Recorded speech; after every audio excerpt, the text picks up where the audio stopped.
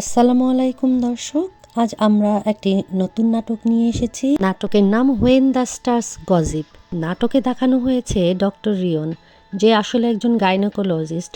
সে তার professional affair ঠিকমতো করতে গিয়ে ঝামেলায় পড়ে দেশের সবচাইতে বড়লোক ব্যবসায়ী এমজে গ্রুপের মালিকের ছেলে মেয়ের সাথে, আর তার মেয়ে ভালোবেসে ফেলে ডক্টর রিয়নকে। এরপরে ডক্টর রিয়নের এই সম্পর্ক মেনে নিতে চায় না এমজে গ্রুপের প্রধান। তারপর আমরা দেখি রিয়নকে অনেক টাকা খরচ করে পাঠিয়ে দেওয়া হয় অ্যাস্ট্রোনট হিসেবে, অর্থাৎ ভিজিটর হিসেবে স্পেস স্টেশনে।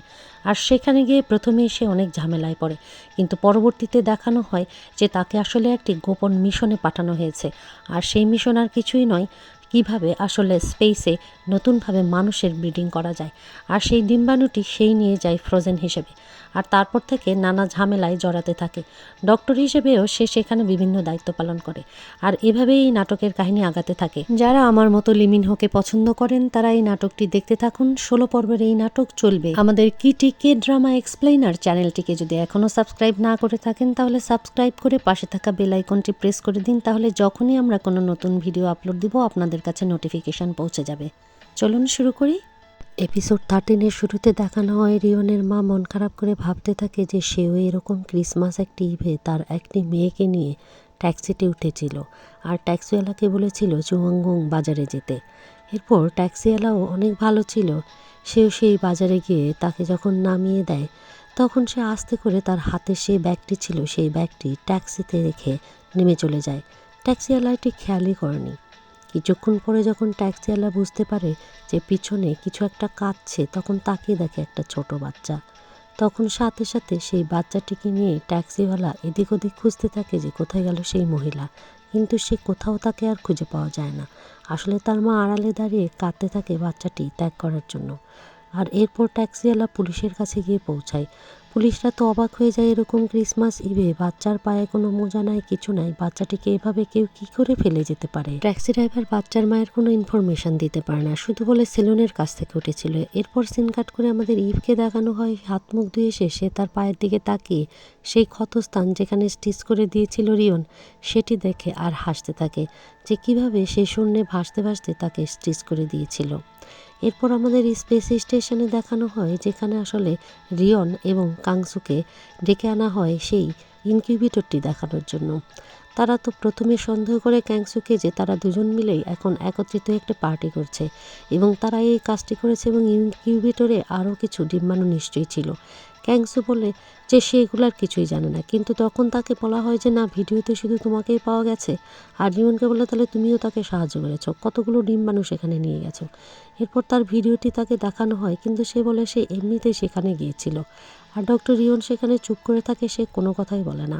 এরপর চিফ রিয়নকে বলে তুমি আমাকে যে রিপোর্ট দিয়েছো সেটি আবারও আমাকে ভালো করে দেখতে হবে, তুমি রিপোর্টে আসলে কি লিখেছো আর আদৌ সেটি সত্যি কিনা এখন আমার সন্দেহ হচ্ছে।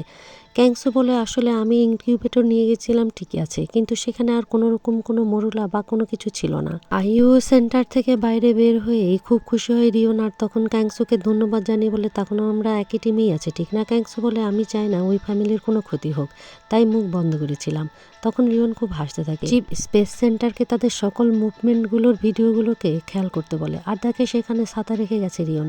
ওদিকে রিয়ন কল করছিল তখন ইভকে, আর কল ঢুকতে যাবে সেই সময় যখন চলে আসে চিফ সেখানে, তখন সে ভয়ে সেই কলটিকে একেবারে বন্ধ করে দেয়।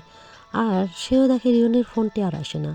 এরপরে তাকে চিফ বলে যে তুমি কি ইভের ব্যাপারে সিরিয়াস কিনা। ইভ তার বাবা মা নেই, খুব কষ্ট করে মানুষ হয়েছে, আর যে পজিশনে এসেছে তার একার পরিশ্রম, সুতরাং তুমি তার জীবনকে নষ্ট করে দিও না। কেন জানি তোমাকে আমার ট্রাস্টওয়ার্দি মনে হয় না। ইভ তখন ফোনটি নিয়ে দেখতে থাকে কেন আর কল ব্যাক করছে না রিয়ন। রিয়ন তখন চিফকে শুধু একটা কথাই বলে, আপনি আমাকে যেহেতু বললেন যে আমি ট্রাস্টওয়ার্দি না, কিন্তু আমি আপনাকে একটি কথা বলি, আমি ইভের প্রতি ট্রাস্ট রাখবো, আপনি আমার প্রতি বিশ্বাস রাখতে পারেন। আর ইভ এই পৃথিবীতে আর স্পেসে কোথাও ফিল করবে না যে তার কোনো ফ্যামিলি নেই। আজ থেকে আমি তার ফ্যামিলি, সেখানে সে আমাকে পাবে। অনেকক্ষণ ফোন কলের অপেক্ষা করেও ফোন না আসাতে ইভও কল করে না, সে তখন চলে যায় তার গবেষণাগারে। সেখানে সে ঢুকেই ইঁদুরটিকে পর্যবেক্ষণ করে হঠাৎ করে ইঁদুরের লাফাঝাপা দেখে অস্থির হয়ে যায়। তারপর সে সবাইকে কল করতে থাকে, ডক্টর না, লি, মিনা, কিন্তু কেউই তার ফোন রিসিভ করে না। এরপর সে তখন ইঁদুরটিকে একা একাই সেখান থেকে বের করে পরীক্ষা করে দেখে হাত দিয়ে যে ইঁদুরের পেটের মধ্যে মনে হচ্ছে বাচ্চা আছে। তখন সাথে সাথে সে রিয়নকে কল দেয় আর সাথে সাথে জানায় যে আমার মনে হচ্ছে সে প্রেগনেন্ট।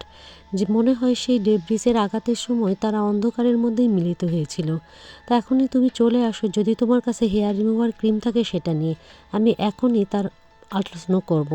রিয়ং তাড়াহুড়ো করে বিছানা থেকে উঠে সেই ক্রিমটি খুঁজে বের করে যেটি সে চাচ্ছিল। তারপর সে সেই ইঁদুরের রিসার্চ সেন্টারে দৌড় মারে যেখানে রয়েছে ইভ। আর ইভ তখন ফোনে কথা বলছিল অন্য সবার সাথে যে মনে হয় প্রেগনেন্ট, আমি এখনই কিছুক্ষণের মধ্যে তার আলট্রা করব। এর মধ্যে রিয়ন ড্রেস পরে রেডি হয়ে যায় সেই ক্রিম নিয়ে, সেও দৌড়াতে দৌড়াতে চলে আসে। তারপর দুজনে মিলে ইঁদুরটির যখন আল্ট্রাসাউন্ড করে তখন দেখতে পায় ইঁদুরের পেটের ভেতরে 4টি বাচ্চা। এতে তো খুবই খুশি হয় ইভ যে অবশেষে তার গবেষণা সফল। তার মানে ম্যামালরা আসলেই স্পেসে গর্ভধারণ করতে পারে এবং তারা সেক্সও করতে পারে।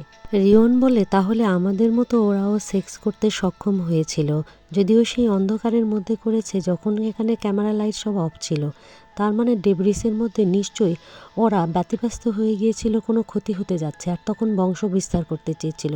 তাকে কংগ্রেচুলেট করতে থাকে সে। ওদিকে পরদিন সকালে তো অফিসে সবাই ইভকে কংগ্রেচুলেট করতে থাকে আর বলতে থাকে যে এইটা অবশেষে তার গবেষণার ফসল সম্ভব হলো। প্রেগনেন্সি বিষয়ে কংগ্রেচুলেটের এই বিষয়ে এসে শুনতে পায় গঙ্গা আর চিফ। গঙ্গা বলে কে প্রেগনেন্ট, ইভ প্রেগনেন্ট নাকি? আর তখন ইভ হাসতে থাকে আর বলে না।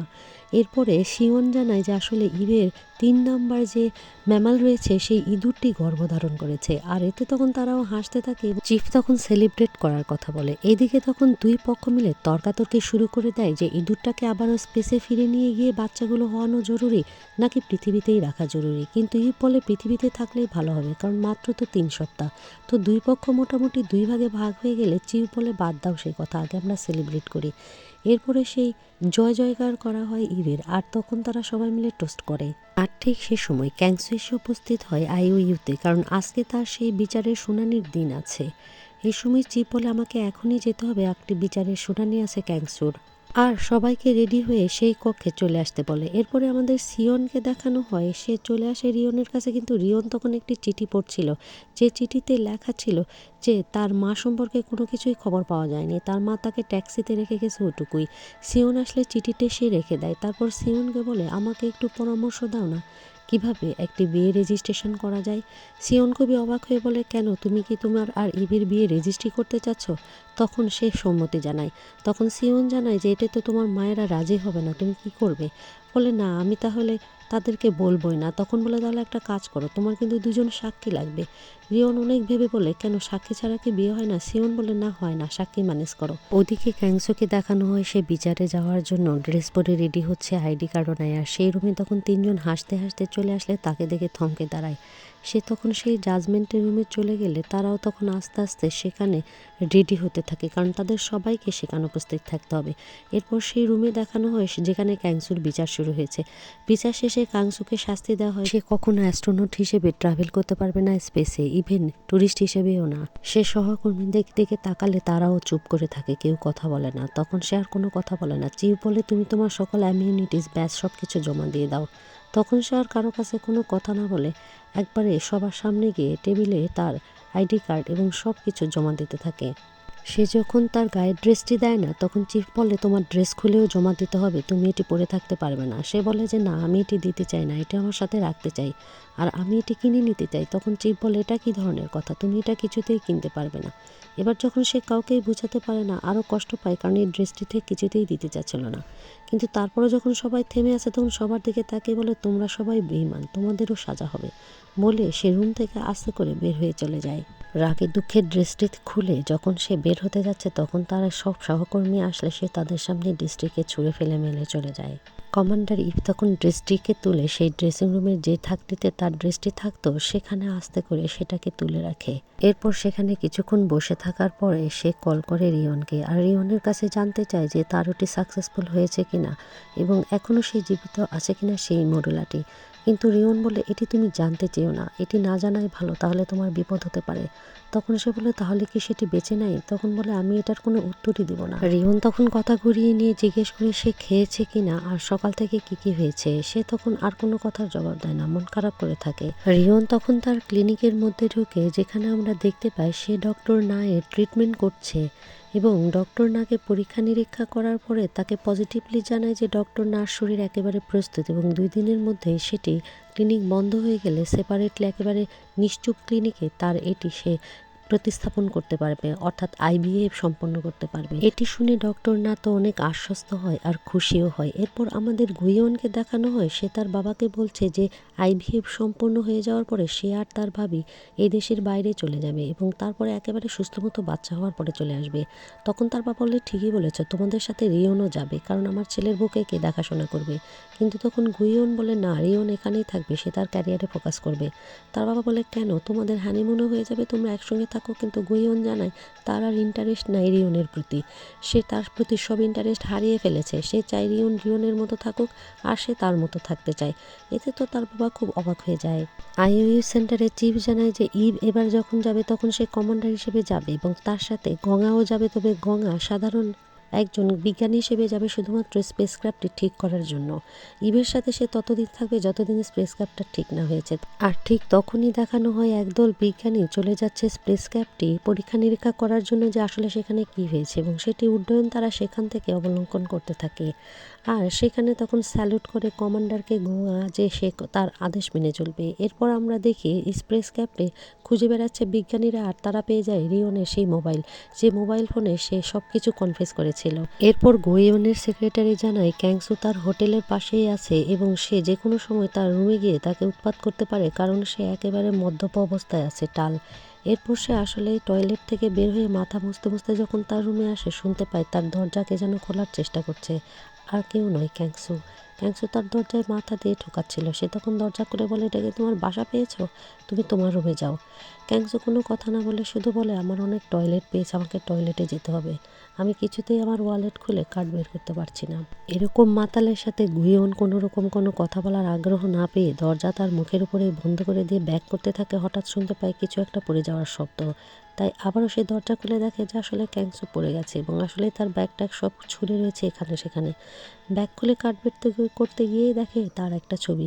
তারপর সে ছবিটি নিয়ে ছিঁড়ে ফেলতে চাইলে তখন ক্যাংসু তার হাত ধরে নিষেধ করে, বলে, এটা আমার কাছে থাকতে দাও, এটা তুমি ছিঁড়ো না প্লিজ। একটু পরে দেখানো হয় গোয়েনের রুম থেকে ক্যাংসু টয়লেট থেকে বের হচ্ছে আর বের হয়ে চলে যাওয়ার আর শক্তি পায় না। তার বেডের উপরে ধপ করে পড়ে সেখানে শুয়ে পড়ে ঘুমাতে থাকে। আর গোয়েন সেটা দেখে অবাক হয়ে ভাবে, এই লোকটি কবে বুঝবে যে আমি তাকে ভুলে গিয়েছি। তার অবস্থায় ক্যাংসু বলে, আমি তোমাদের কোনো ক্ষতি চাই না, আমি কাউকে বলবো না যে মরুলাটি এসেছে পৃথিবীতে। ওদিকে ইভ তার প্রেগনেন্ট ইঁদুরকে পাহারা দিতে দিতে ঘুমিয়ে যায়। কিছুক্ষণ পর আমরা দেখি ইঁদুর খুবই উত্তলা হয়ে গেছে এবং এখানে সেখানে দৌড়াদৌড়ি করছে। আর ওদিকে রিয়নের 3 মা ঘুমিয়ে আছে, কিন্তু একজনের চোখে ঘুম নাই। সে সবাইকে ডেকে কাউকে তুলতে না পেরে একা একাই চলে যায় রান্নাঘরে। তারপর রান্না করতে থাকে বিভিন্ন রকমের খাবার। এই সকল খাবার সে আজকে ইভের জন্য নিয়ে যাবে, এটা মন স্থির করে। আর সত্যি খাবার নিয়ে হাজির হয়ে যায় ইভের অফিসে। অফিসের ভেতরে ঢুকে ইভের সঙ্গে দেখা করে বলে, তোমার জন্য কিছু বাসা থেকে খাবার তৈরি করে এনেছিলাম। ইভ বলে, এটার কোনো দরকার ছিল না।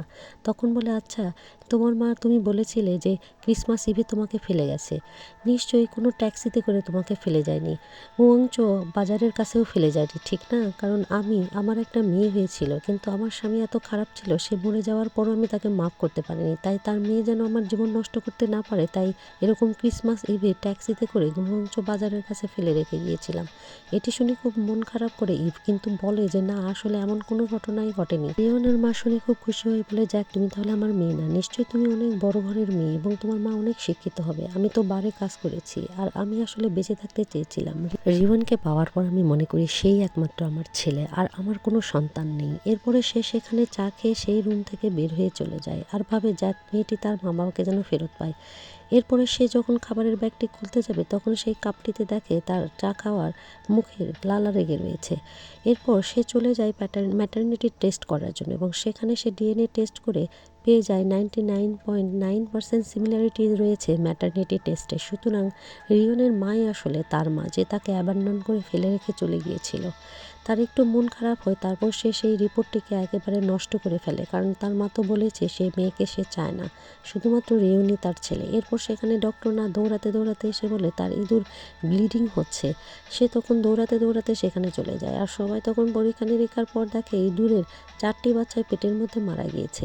কিন্তু এটি মানতেই পারে না তখন ইভ, আর ইভ বলে আমি এখনই একে অপারেট করব, বাচ্চাগুলোকে বের করে দিলে হয়তো বা সে বেঁচে যাবে। কিন্তু তখন না বলে না, মাও কিছুক্ষণের মধ্যেই মারা যাবে।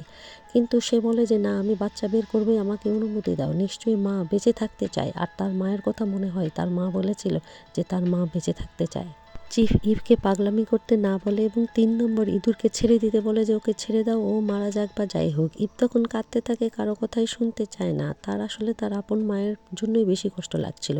এদিকে তার মা তখন বাসে করে বাসায় ফিরতে ফিরতে হঠাৎ ফোন করার কথা মনে পড়ে রিয়নকে, আর সাথে সাথে রিয়নকে ফোন দিয়ে বলে তুমি কি আজকে দেখা করেছো ইভের সঙ্গে? যদি দেখা না করো তাহলে সময় করে দেখা করো, আমি গিয়েছিলাম, তাকে কিছু খাবার দাবার দিয়েছি। তখন সে বলে মা, এটার তো দরকার ছিল না, কেন গিয়েছো? তার মা বলে যে না, দরকার ছিল, আর সে খুব খুশি হয়েছে। ফোন রেখে ভাবে তার ছেলে আসলেই তাকে খুব ভালোবাসে। আর ওদিকে ইভ খুবই মন খারাপ করে বসে থাকে অন্ধকার ঘরে। যে ইঁদুরটি প্রেগনেন্ট হলো কিন্তু বাঁচলো না, আর তার মায়ের খাবারও রয়েছে সেখানে। এরপর সে হাঁটা দিয়ে বাসার উদ্দেশ্যে যখন যাচ্ছে তখন বরফ পড়ছিল, হাতে তার মায়ের খাবার। আর সেই সময় সেখানে হাজির হয় রিয়ন একটি কাগজ নিয়ে। মন খারাপ কিনা জানতে চাইলে ইভ জানায় না, তখন সে ইভের দিকে কাগজটি বাড়িয়ে দেয়, আর ইভ খামটি খুলে সেই কাগজটি বের করতে দেখতে পাই ম্যারেজ সার্টিফিকেট। তখন সে জানায় যে আমাদের বিয়ের সার্টিফিকেট আমি করে নিয়ে আসলাম। দুজনের মায়ের ঘরই ফাঁকা আছে, কারণ আমার তো 3 মা, কিন্তু আমার আপন মা নেই, আর তোমারও তো কোনো মা নেই, তাই দুজনের মায়ের ঘর ফাঁকা। সে চুপ করে থাকে, কোনো জবাব দেয় না, আর বলে এবার আর তোমার একা লাগবে না, যখন স্পেসে যাবে মনে রাখবে পৃথিবীতে তোমার জন্য আমি অপেক্ষা করব। ইভ খুশিতে হাসি আর কান্না জড়িত চোখে হাসতে থাকে, আর সেও হাসতে থাকে। দুজন মিলে এখানে তখন বিয়ের সার্টিফিকেট নিয়ে কথা বলতে ড্রামাটি এখানেই শেষ করে ফেলা হয়। এপিসোড 14-এর শুরুতেই আমরা দেখি মৃত ইঁদুরের বাচ্চাগুলোর জন্য সবাই মেমোরিয়ালের সামনে দাঁড়িয়ে দুঃখ প্রকাশ করতে থাকে আর রিচুয়াল পালন করতে থাকে। সবারই মন খুবই খারাপ ছিল। ডক্টর মা তো সেখানে কান্না করতে থাকে, সে খুবই ভেঙে পড়ে, সবাই তাকে সান্ত্বনা দিতে থাকে। ইভ আস্তে করে সেখান থেকে সবার আগে চলে যেতে থাকে। ইভ চলে যায় সেই মা ইঁদুরের কাছে, যেখানে মা ইঁদুরটি সে অপারেট করেছিল এবং তখনও মা ইঁদুরটি বেঁচে ছিল। চিফ ক্যাংও সেই রুমে আসে ইঁদুরের খবর নিতে, এবং চিফ ক্যাং তখন ইভকে বলে যে তুমি এখান থেকে চলে যাও। জোর করে ইভকে রুম থেকে বের করে দিয়ে বলে কাল এসো না, কালকে ছুটি নিও প্লিজ, তোমার একটু রেস্টের দরকার। ইভ যদিও বারবার নিষেধ করে তার ছুটির দরকার নেই, কিন্তু তাকে জোরই করে এক প্রকার চিপ এবং বলে যে তুমি বুঝতে পারছো না, তুমি মানসিকভাবে অনেক ভেঙে পড়েছো, নিজের যত্ন নিতে হবে, তারপর কাজে ব্যাক করো। বাসায় ফিরে সে তার মায়ের দেওয়া খাবারের ডিব্বাটি আস্তে করে খুলে সেই খাবারগুলো খেতে থাকে, আর এরপরে ভাবতে থাকে যে তার মা কি বলেছিল তাকে কিছুক্ষণ আগেও অফিসে দেখা করে। ডক্টর রিওয়ানকে দেখানো হয়, তখনও সে মরলাগুলো নিয়ে গবেষণা করছে এবং মরলাগুলো তখনও জীবিত, এবং সে সিদ্ধান্ত নেয় আজকে এই মরলাগুলোকে ইমপ্ল্যান্ট করবে। এরপরে ফোন করে সে ইভকে। ইভের খোঁজখবর নিয়ে বলে তুমি কি এখনও ম্যারেজ রেজিস্ট্রেশনে সিগনেচার করোনি? সমস্যা নেই, আমি অপেক্ষা করব, তুমি সেটা স্পেস থেকেও আমার বাসার অ্যাড্রেসে পাঠিয়ে দিলেও হবে। এই কথা শুনে তার যদিও হাসতে ইচ্ছা করছিল না, সে হাসতে থাকে, বলে কোনো সমস্যা নেই, আমি এখন খাচ্ছি তোমার মায়ের দেওয়া খাবারগুলো, আমি অনেকদিন পরে বাসার খাবার এনজয় করছি। এরপরে আস্তে করে সে সেই খামটি খুলে আবারও ম্যারেজ সার্টিফিকেটটি দেখতে থাকে। গবেষকরা যারা স্পেস স্টেশনটি পরীক্ষা করতে গিয়েছিল তারা এ যাবৎ সব কিছু পরীক্ষা করে আর সব কিছু আইইউ সেন্টারকে রিপোর্ট করতে থাকে, এবং হঠাৎ করেই তারা সেই ফোনটিও দেখতে পায়, আর সেই ফোনটি তখন চার্জহীন অবস্থায় বন্ধ ছিল, এবং তারা বলে যে এখানে আমরা একটি ফোনও পেয়েছি। এরপরে বলে আমরা এটি সব কিছু বিবেচনা করব এবং নিয়ে আসছি সব কিছু আর্থে। ওয়াদ তখন চিফকে জানায় যে যে রকম পরিমাণ ক্ষতি হয়েছে স্পেসশিপের, তাহলে আমাদের তো মাস 2 লেগে যাবে সেটি ঠিক করতে। তখন রাজি হয় চিফও যে হ্যাঁ। এরপরে আমরা দেখি ইভকে, সে চলে যাচ্ছে তার মায়ের কাছে, অর্থাৎ যে খাবারের বাটিটি তার মা দিয়েছিল সেটি সে ফেরত দিতে যায়। এরপর সে তার মাকে বলে যে খাবারগুলো খুবই ভালো ছিল। তার মা চেক করে যে সে সব খেয়েছে কিনা, তারপরে তার কাছে সরি বলে যে গতদিন তোমার সঙ্গে যে কথাগুলো বলেছিলাম তুমি মনে কিছু করো না প্লিজ, আমি তোমাকে আসলে মেয়ের মতো মনে করেই বলেছিলাম। ইভ তাকে আশ্বস্ত করে বোঝায় যে সে আসলে কোনো কিছুই মনে করেনি আর খাবারগুলো দেওয়ার জন্য তাকে অনেক ধন্যবাদ জানায়। এরপর সবার কাছ থেকে বিদায় নিয়ে সে তাদের বাসা থেকে বের হয়ে যখন আসে তখন তার মনে পড়ে যে সে কত ধর্ণা দিয়েছে কে তার মা এটি জানার জন্য। অথচ আজকে তার মা তার সামনে বসে ছিল, কিন্তু সে একটিবারের জন্যও বলতে পারেনি যে আসলে আপনিই আমার মা। এরপর মিনা আর তার বোন দুনাকে দেখানো হয়। তার বোন দুনা মিনাকে বলে যে স্পেসে থাকার কারণে তোমার অনেক চেঞ্জ হয়েছে, তুমি আমার থেকে লম্বা হয়েছ এবং তোমার বয়স অনেক কম দেখায় আর তোমার চোখের রেটিনা অনেক অ্যাক্টিভ হয়ে গেছে, যেগুলো আমার থেকে তোমার পার্থক্য শো করছে। এরপর জিজ্ঞেস করে ক্যাংয়ের সেই টিকিটের কি হলো, তোমরা কি এখনো টাকাটি দাবি করনি নাকি আমি ক্যাংয়ের সাথে কথা বলবো? তখন মিনা ভয় পেয়ে বলে কোনো দরকার নেই, আমি এই ব্যাপারে কথা বলে নেব। উনার রুম থেকে বের হয়ে মিনা যেন হাফ ছেড়ে বাঁচে। এরপর তার আর দুই সহযোগী লি এবং শান্তির সঙ্গে আগাতে থাকে আর বলে যে তার বোনের আশপাশে যেতে তার এখন ভয় লাগছে। এরপর তারা একটি রুমের মধ্যে ঢুকে দরজা লক করে দেয়। কিছুক্ষণ পরে আমরা ক্যাংসুকে দেখি সে তার রুমের দরজা খুললে সে তিনজনকে দেখতে পায়। সে তাদের সঙ্গে কোনো কথাই বলে না, তারা হাই দিলেও সে দরজা বন্ধ করে দিয়ে চলে যেতে থাকে। তখন তারা জোর করে দরজা খুলে চলে আসে তার কাছে আর সে তখন সোফায় শুয়ে থাকে। তারা তিনজন চুপচাপ থাকে, কিন্তু ডক্টর লি তার ড্রেসটি বের করে তার সামনে দিলে সে তখন বলে কে তোমাদের মধ্যে এটি চুরি করে এনেছো? ডক্টর লি সহ শান্তি কেউ কোনো কথা না বলে শুধুই বলে আমরা এটুকুই তোমার জন্য করতে পারি, প্লিজ তুমি আমাদের নামে কোনো কমপ্লেন করো না আইওইউতে, তাহলে তো বুঝতেই পারছো আমাদের জব চলে যাবে। এবার ক্যাংসু বুঝতে পারে আসলে তারা কিসের জন্য রিকোয়েস্ট করতে এসেছে। সে তাদেরকে শুধু এটুকুই বলে আমি এখন পর্যন্ত যেহেতু কাউকে কিছু বলিনি, সামনেও কোনো কিছু বলবো না, তবে তোমরা বিশ্বাসঘাতক আমার সঙ্গেই শুধুমাত্র বিশ্বাসঘাতকতা করেছ। এরপরে বিজ্ঞানীরা স্পেসশিপের সেই ফুটো নিয়ে কথা বলে আর সেখানে যা যা পেয়েছে তারা সব কিছু নিয়ে দেখায় এবং তারপরে রিওনের সেই মোবাইলটি নিয়ে আসা হয় বলে দেখুন এখানে একটা মেসেজ আছে। আর রিওনকে আমরা দেখি সেখানে তার সঙ্গে দেখা করতে এসেছে ইভ। সহকারী এসে জানায় স্যার এটাই আপনার লাস্ট পেশেন্ট। তখন সেই সহকারীকে সেখান থেকে চলে যেতে বললে সহকারী বাইরে গিয়ে সবাইকে বলে এখন লাঞ্চ ব্রেক, তারপর সবাই সেখান থেকে চলে যায়। ইভকে জিজ্ঞেস করে রিওন যে তুমি কি মনে করে আসলে? ইভ বলে তোমাকে আমার কীরকম লাগে ডক্টর হিসেবে কাজ করতে সেটিই দেখতে আসলাম। ইভ ঘুরে ঘুরে তার ঘরের সব কিছু দেখতে থাকে আর তারপর বলে আজকে কি কোনো ডেলিভারি ছিল কিনা? সে বলে হ্যাঁ ছিল, এটি তার নিত্য নৈমিত্তিক ব্যাপার হয়ে দাঁড়িয়েছে। আর ইভ তারপর জিজ্ঞেস করে যে সেই মরুলাটি প্রতিস্থাপন কবে, যদিও এটি জানাতে চায় না, কিন্তু তারপর বলে এত যখন তুমি জিদ করছো আজকে রাতেই সেটি প্রতিস্থাপন হবে। তারপর বলে চলো তাহলে লাঞ্চ করি। ইভ বলে না, আমি আমার আরও একটা জিনিস নিতে এসেছি, আমার গিফটটি। এরপরে রিয়ন বলে এটি তুমি নিয়ে স্পেসে যাবে আশা করছি। তারপর সে একটি বই তার দিকে এগিয়ে দেয়। এরপরে সে বইটি অবাক হয়ে খুলে বলে এই বইটি আমি কি করব? তুমি এটি আমাকে কেন দিয়েছো? সে তখন বোঝায় যে স্পেসে গিয়ে যখন তুমি একেবারে বিমর্ষ হয়ে যাবে তখন এটি তোমার কাজে দিবে। বই খুলে আসলে বইয়ের মধ্যে কিছুই না, অ্যালকোহলের বোতল ছিল। এরপরে দুজন মিলে হাত ধরাধরি করে চলে যায় লাঞ্চ করার জন্য। লাঞ্চ করতে করতে ইভ আবারও শেষবারের মতো জিজ্ঞেস করে আচ্ছা তুমি কি সেই মরুলাটি এখনও প্রতিস্থাপন করবেই? ভেবে দেখো, কারণ সেই মরুলাটি কিন্তু অন্যায়ভাবে সেখানে তুমি ইমপ্ল্যান্ট করেছো, আর এটা কি এরকম করা ঠিক হবে কি না? তখন রিয়ন বলে তুমি বেশি চিন্তা করো না, তুমি ভুলে যাও ওখানে আমি কোনো কিছুই করিনি।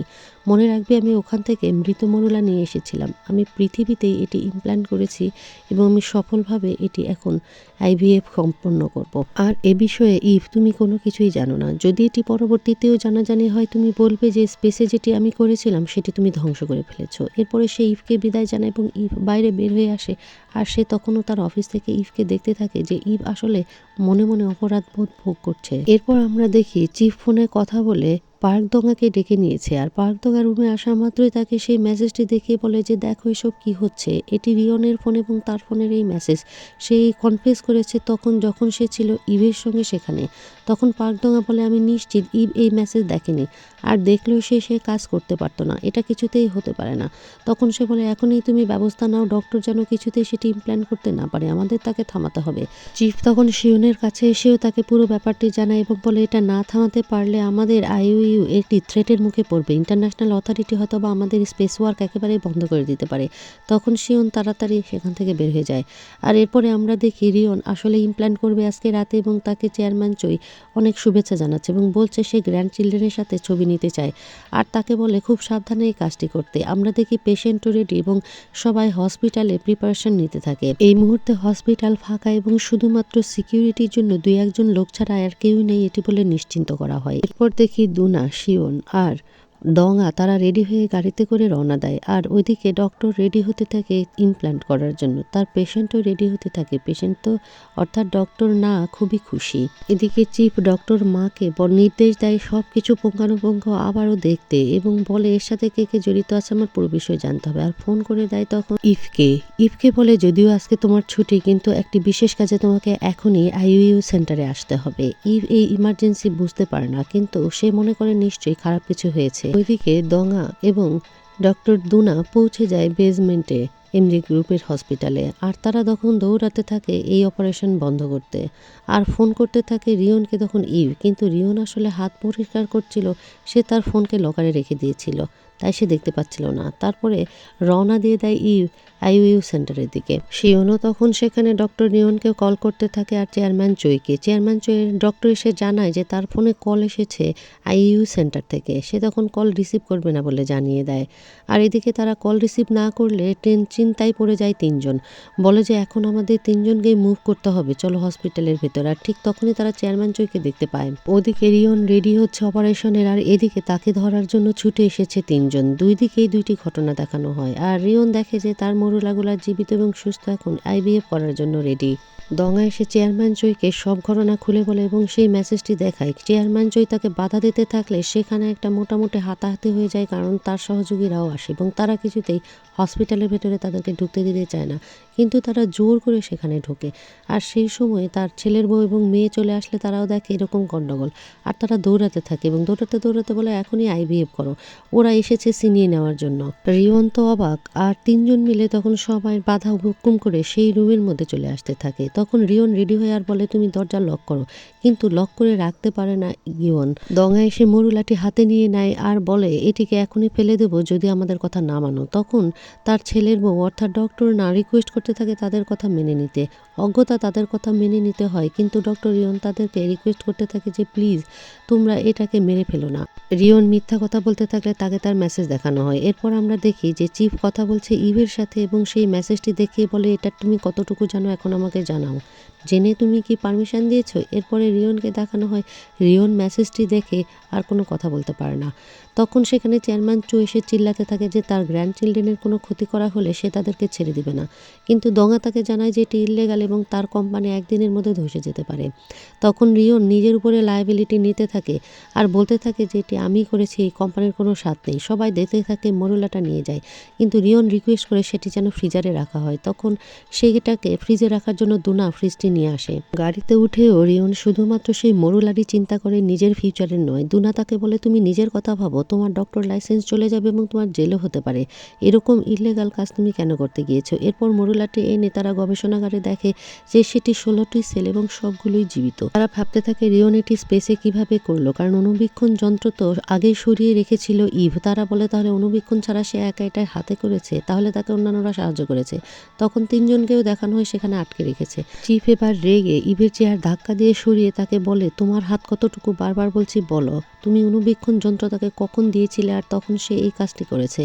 ইভ চুপচাপ থাকে প্রথমে, কিন্তু তারপর বলে সে অণুবীক্ষণ যন্ত্র তাকে দেয়নি। অবাক হয় এটি শুনে যে রিয়নকেও এখানে ধরে আনা হয়েছে। ঠিক তখন রিয়নের কাছে দঙা চলে আসে এবং দঙা এসেও রিয়নকে প্রচণ্ড মারতে থাকে। রিয়ন তখন তাকে কোনো কিছুই বলে না। এরপর দুইটা ইন্টারোগেশন রুমে দেখানো হয় দুজন জিজ্ঞাসাবাদ করছে। প্রথমেই ইভ জানায় যে সে এটি জানতো একেবারে শেষ দিনে যখন তারা মারা যাবে, ঠিক তার আগ মুহূর্তে, আগে থেকেই কোনো কিছু জানতো না। পৃথিবীতে একটি মা অপেক্ষা করছে আর তার জন্যই। এটি শুনে চিফ রেগে যায় আর ওইদিকে সব দোষ নিজের উপরে নিয়ে নেয় রিয়ন বলে সে নিজে থেকে এটি করেছে এবং গোপনে করেছে, কেউ সহায়তা করেনি এবং এটি করার জন্যই সে গিয়েছিল, এটা ঠিক। তবে যেটি সে সম্পন্ন করেছিল সেটিকে, অর্থাৎ সেই মরুলাটি সেখানেই মারা গিয়েছিল, পৃথিবীতে সে জীবিত অবস্থায় আনতে পারেনি। আর এই মরুলাটি তারা যেটা এনেছে সেটা এখানেই সে জীবিত এবং এইখানেই সে এটি তৈরি করেছে, সুতরাং স্পেসের সাথে এই মরুলার কোনো স্বাদ নেই। সে রিকোয়েস্ট করতে থাকে মরুলাটি তাকে ফিরিয়ে দেওয়ার জন্য। এরপর তিনজনকে দেখানো হয় শান্তি সেখানে রেগে যায় আইডি কার্ডটি একেবারে টেবিলে ছুরি দিয়ে বলে আমি আর জব চলে যাওয়ার কথা ভাববো না, আমি ভাববো শুধু এটুকুই যে আমরা একজন মায়ের জন্য এটি করেছি, আমরা কোনো টাকার লোভে বা লটারির টাকা পাবো সেই লোভে করিনি, আমাদের সবার কিন্তু একই কথাই বলতে হবে, ওকে। এরপরে আমরা দেখি চিফ জিজ্ঞাসাবাদ করছে তখন ইভকে, আর বলে যেহেতু তুমি কমান্ডার ছিলে সেহেতু কমান্ডার হিসেবে তোমাকেই সেটিকে এখন ধ্বংস করতে হবে, আর এটি আমাদের সবার ফিউচারের জন্য করতে হবে, তুমি বুঝতে পেরেছো?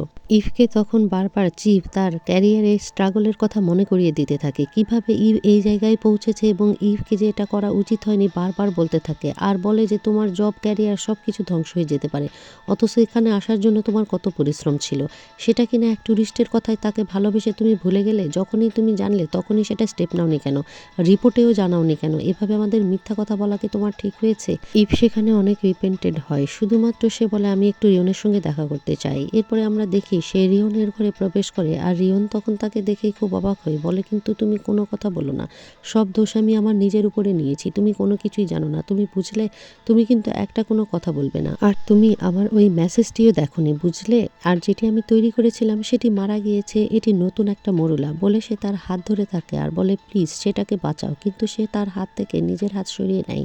এতে বুঝতে পারে রিয়ন যে সে আর তার হেল্প করবে না। রিয়ন তখন ইভকে বলে ইভ প্লিজ একবার মানুষ হিসেবে চিন্তা করো, ওটি কিন্তু একটা মানুষের জীবন, তোমরা ওটাকে মেরে ফেলো না প্লিজ, তুমি ওটাকে বাঁচাও। ইভ তখন চুপ করে সেখান থেকে চলে গেলে রিয়ন সেখানে কাঁদতে থাকে আর চিৎকার করতে থাকে যে প্লিজ তোমরা সেটাকে মেরে ফেলো না, একজন মায়ের শেষ স্বপ্নকে এভাবে নষ্ট করে দিও না প্লিজ বলে, আর সেখানে চিৎকার করে কাঁদতে থাকে, মেঝেতে বসে পড়ে বলে ইভ তোমার সঙ্গে আমার সম্পর্ক একেবারে শেষ হবে যদি সেটাকে মেরে ফেলো। আর এখানেই নাটকের 14th এপিসোড শেষ করা হয়।